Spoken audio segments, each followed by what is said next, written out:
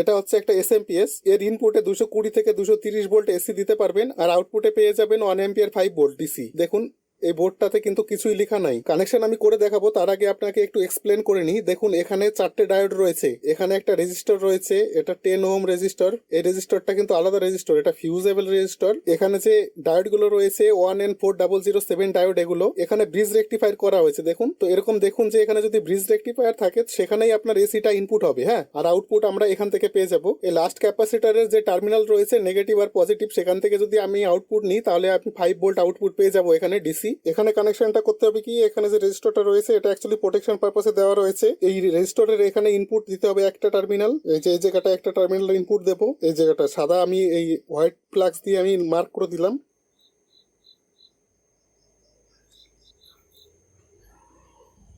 এই যে female connector লাগিয়ে আমি এসি ইনপুটে সাপ্লাই দিয়েছি, এই যে দেখুন লাল লাইট গুলো করছে, তার মানে এসি এমপিএসটা পাওয়ার পেয়ে গেছে। এবার এটা পরীক্ষা করতে গেলে মাল্টিমিটারের প্রোবটা আপনাকে 20 ভোল্ট ডিসিতে দিতে হবে। এটা কিন্তু লাইভ আছে, আপনারা এরকম করবেন না বাড়িতে, কারণ এখানে এসি কারেন্ট রয়েছে, তাও আবার 220 থেকে 30 ভোল্ট। এখানে শক লাগবে, শক লেগে মৃত্যু পর্যন্ত হতে পারে। এখানে লাস্ট ক্যাপাসিটারের দুটো টার্মিনাল এই দুটো, এখানে আমি ভোল্টেজটা চেক করে দেখাচ্ছি। এই দেখুন 5.6 ভোল্টের মতো আছে। আচ্ছা উল্টো হয়ে গেছে প্রোবটা, এটা হয়ে যাবে পজিটিভ, এটা হয়ে যাবে নেগেটিভ।